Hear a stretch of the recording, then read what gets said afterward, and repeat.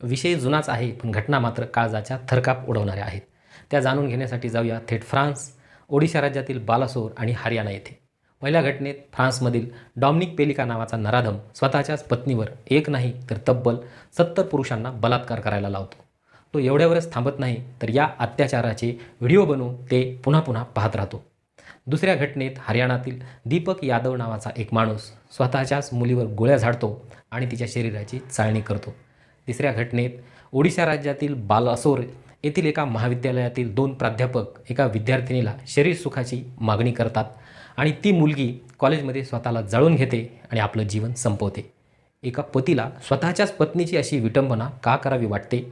लेकीचे लाड पुरवणारे हात अचानक बंदुकीकडे का जातात? आणि ज्ञानदान करणारे गुरुजन वासनेच्या नशेत इतके बेधुंद कसे होऊ शकतात? पुरुषांच्या या वागण्याला काय म्हणावं? वासना, विकृती की पुरुषी अहंकार? अजूनही महिलांना आपण त्यांचा सन्मान का देऊ शकत नाहीत?